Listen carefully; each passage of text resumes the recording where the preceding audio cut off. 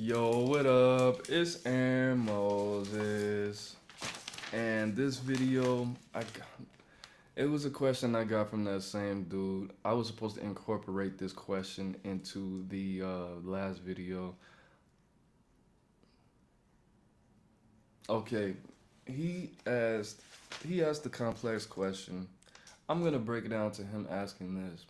Should people be dating if they're broke? Now, I would say I would say no.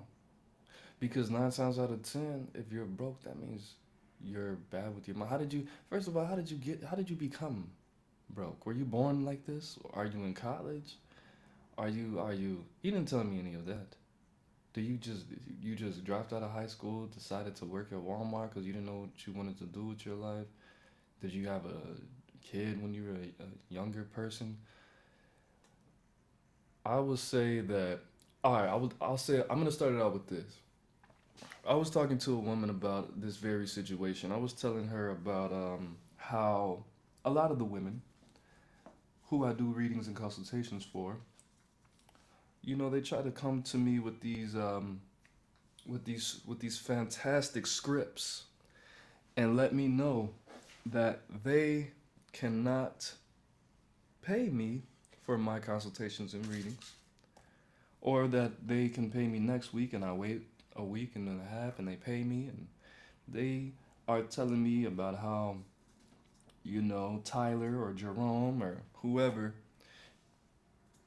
was cheating on them, but they want them back, and they want to know when their next true love is gonna come. And I'm thinking, baby, if you can't afford a $40 reading from me, I think you need to be focusing on your finances as opposed to your romances. You feel me?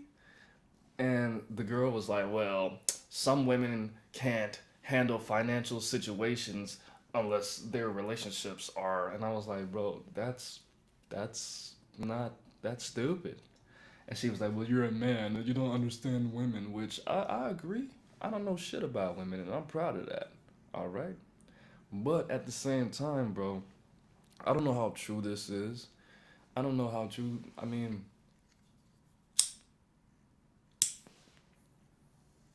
when you're not in a relationship, and because I'm not a woman, I don't understand. But as a man, when I'm not in a relationship, that makes me focus more on hypergamy, on how I can utilize the money to attract what I need to attract, or enhance or develop what's already inside me. Okay? If you don't know what hypergamy is, it's a beautiful concept. You Google it and look it up yourself. So let's say this is true. Let's say some women, let's say no, let's say all women. Let's say no woman, unless it's their objective to do this. No woman can handle specific financial situations and career steps unless their relationship with their mom, their boyfriend, their dog, their aunts, uncles, their friends are all going smoothly. So when women get into when I thought about it, I was thinking, bro, if you have that many people close to you, there's always going to be problems. Because one thing that my one of my girlfriends used to say when she was trying to manipulate me was, I can't come over and give you sex. And I'd be like, oh, why?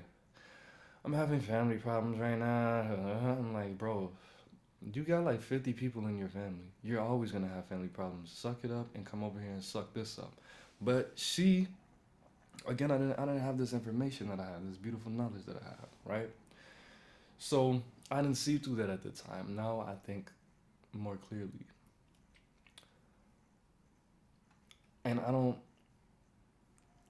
get it. Why women worry about relationships more than their financial situation? Why people do that in general? Because men do it too. Men come to me and ask me for relationship advice, and they tell me about this, and I'm like, so Message me the next day. How was the date? Well, my Uber showed up late. You don't have a car? No. Oh, she didn't want to come back to my mom's house. I didn't want to go to her mom's house because she had family over. Wait a minute, wait a minute. You don't have a crib? Nah, man. It's hard out here for a pimp. Where do you work? McDonald's? Bro, you're about to spend half a week's worth of check on 2 drinks each, some steak, cigarettes, weed, and you don't have a. Wait a minute now. Wait a minute, sir. Sir! That's what I'm always thinking. But I don't say that because I'm a gentleman. Okay? If you, what, see, one thing that I like to do is, I like to give back, man. More so my money, not so much my time.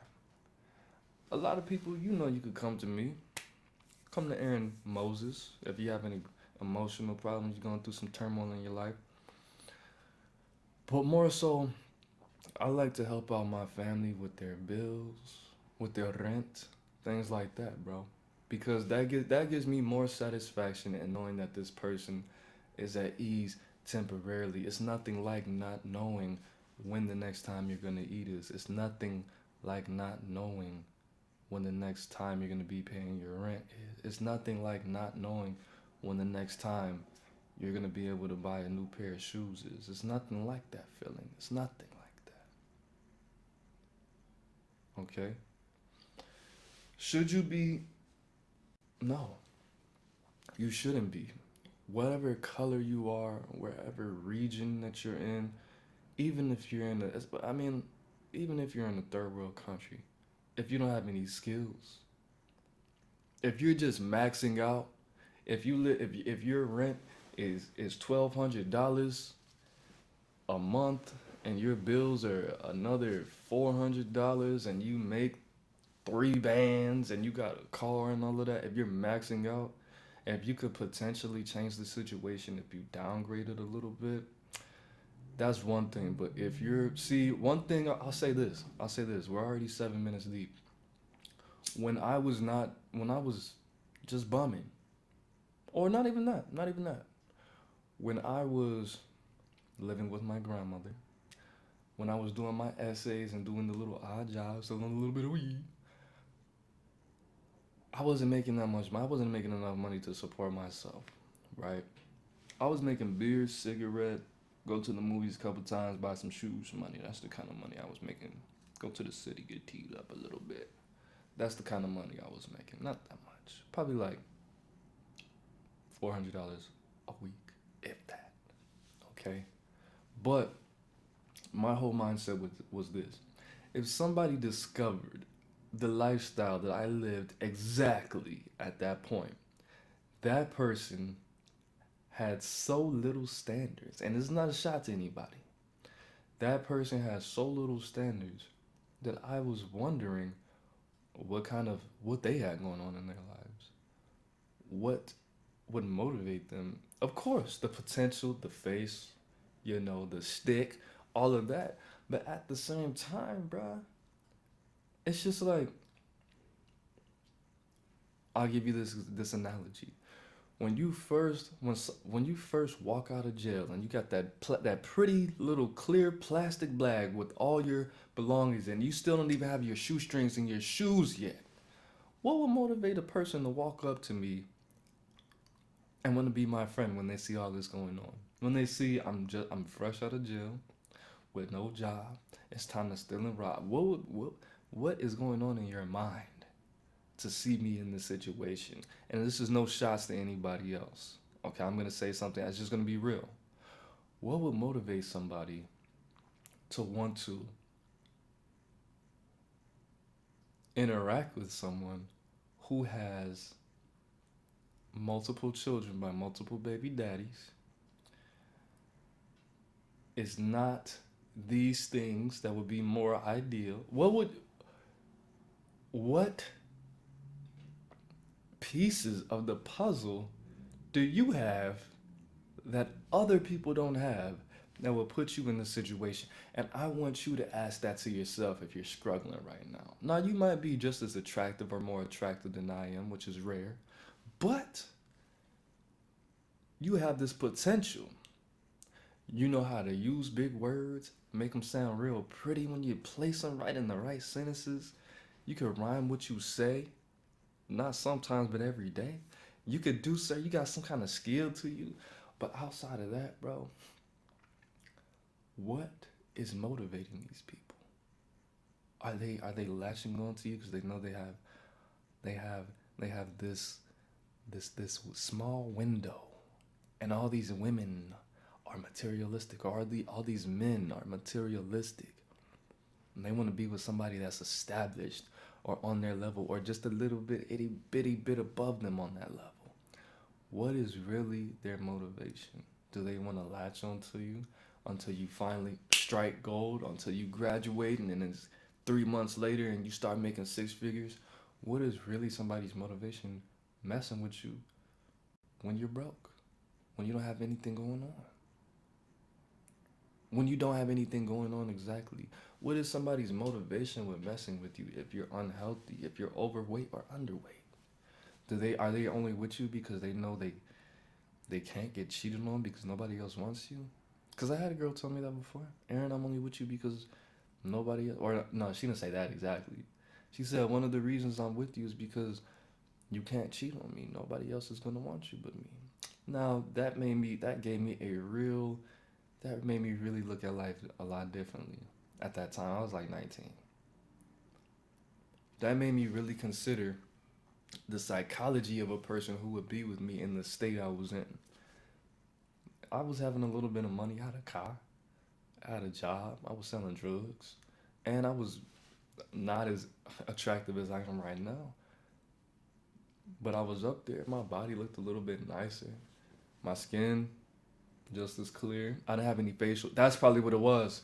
I didn't have any facial hair. I just had a little mustache, a little one, and it didn't even get bushy. I didn't even have to shave it only once a month. That's probably what it was. Facial hair. I had the booty face. But what is what are two broke people gonna do? Do you want to live like this for the next 30, 40, 50 years? Do you want to take it easy and go to work do you think that's romantic? Waking up, not knowing how you're gonna pay the rent and bills once a month? Just once a month. But once a month, 52 times, 52, 12 times a year times six. That's only 7 years. But what about for the next 200 months, bro? Do you want that? Who is really gonna wait that out? What kind of mentality do you have to be prepared for that lifestyle? Don't you want to go to your high school reunion 10 years from now if you're a young person, 20 years from now, 30, 40 years from now, and shine on them? Don't you want that? Anybody who's willing to accept you in this state and they just want your company or they want you because I automatically assume I put myself out there though. I put myself out there as somebody who's not gonna die how I'm living. That's how I put myself out there. If you see me, I'm doing this or I'm doing this. I'm either smoking or reading. You don't see anything outside of that. I always have something in my hands, bro. What you put in your hands, what you put on your hands, what you put in your hands is your future. If you don't have a book in your hand, guess what? You're gonna die without intelligence, without knowledge, wisdom, and understanding. If you put cancer in your hands, guess what's gonna happen? That's what you're setting yourself up for. And if you don't have cash in your hands, guess what? Statistically, just like your eyes, what you look at, that's what you want. That's what you're putting in your future. That's what you're writing into your future, bro. And if you put a broke person's hand in your hand and they don't have a plan, what do you think's gonna happen? It doesn't matter if you have a plan. They have to have a plan too. If they're not trying to supplement that, if they're not like, all right, you wanna do this, you wanna save up $10,000 and buy vending machines and have some passive income. Then you want to turn that vending machine into four vending machines. Then you want to start flipping cars. Then you want to start flipping houses. Then you want to start flipping more houses. Then you want to turn two into four into more. Then you want to buy apartment complexes. Then you want to start buying hotels. Then you want to start buying two hotels, turn two into four into more. Then you want to start buying apartment complexes, then mansions. If they're if they're not like, all right, look, you do that, I'm gonna put $200 a month in the pot for you to get this first vending machine. I'm gonna read the books and learn how to market you. I'm gonna do this and learn how to do it. If that person's not doing that, and they just want to be broke with you, then no, that's nothing, bro. Romance with no finance is dead, bro. That's dead, bro. And I don't mean like prostitution. I mean if you don't if that's dead, bro. That's dead. This is 2019, bro. It's about to be 2025, bro. That's how I think. It's not about to be 2020. It's about to be 2025 because 5 years go by like that, bro. Like that. It's what was I doing when I was how old was it? 22, 23. Nothing. I was moving. I was just about to move back to Chicago from Georgia, bro. And that was it within a blink of an eye. That was so quick. Do you know how easy it is to do the same thing and watch the time fly by? That's what it is. That's what it's like being broke, bro. You don't travel. You might get, a couple new phones, something like that. You might change your internet service. You might, get a couple new pair of shoes. But the fact of the matter is, when you're broke, bro, you do the same stuff every day. That's what you do. And when you have a routine that's that tight, it's easier for time to go by. What do rich people do? They try new foods. They go across the country, out of the country. They do things. They create memories. Broke people don't create memories, bro. And the less memories you have, the quicker it is for time to slip out of your hands. The less accomplishments you have, the less grinding that you put in, the easier that it is for you to die how you've been living. And you got all these people around here with your last name, all these little kids looking at you, creating, creating things that are going to be detrimental to society, things and people, spreading disease. And I don't just mean impoverished financially. I mean impoverished mentally. I mean impoverished spiritually, health wise. All these people you think are so cute. Oh, this 300-pound couple they've been smoking cigarettes and drinking beer on the porch for 30 years. It's romantic. No, that's nothing romantic about that, bro. These two stupid people been together having all kind of kids. They don't travel. When are we gonna go to Disney World, nigga? When you grow up and you go to college and we can all go. That's when we're gonna go to get. That's not. It's nothing. It's nothing funny about that, bro. It's nothing funny about any form of impoverishment. But no, no. You need to dating, relationships are for people who can add to each other's lives in ways that the average person can't add to you. No, money's not everything, but being broke's not everything either. Money can't buy you happiness, but nigga, being broke can't buy you happiness either. Especially, okay. And if you are just fine, if you're just in a deficit, you and your partner, I'll tell you this. What you need to do is this. She needs to get two friends. You need to get two friends, or he, depending on who's watching this. What I want you to do is two open-minded friends that don't want to die like this, poor, okay, impoverished. What I want you to do is I want you to create a friendly competition. Who can learn the most words in a week? Who could read the most books in a season? Who could save the most money? Who could work the most hours? Who could fill out the most applications for the highest paying job and get the best job? That's how we got to do it, bro. That's the mentality we have to, because being poor in 1991 and being poor in 2001 is going to be much different than being poor in 2025. I guarantee that. That shit's not going to be fun, bro. It's not going to be fun, but I'm not going to know that. I'm not going to know that by shit next year. 6 months. Okay?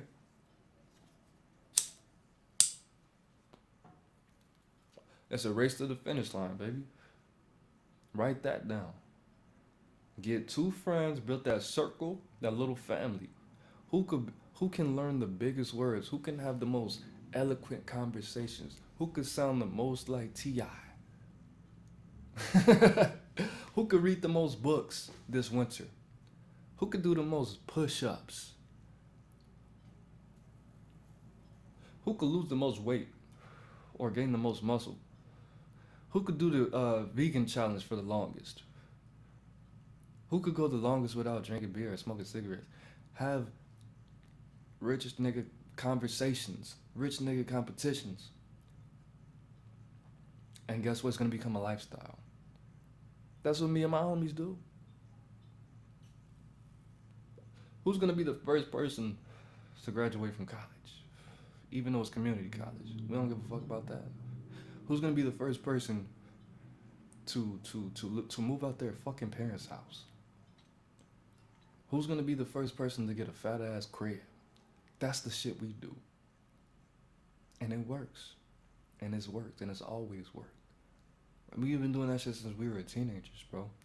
Who could dress the best? And spend the least amount of money on a nice little fit? Take all those competitions you have with your friends. Well, how many? You remember the movie The Wood? All right, pull it out. Who got the most numbers? All right. Bro, that's a real... Come on, we got to get to it, bro. We got to get to it. It's not 2020. It's 2025, bro. You gotta be a forward thinker.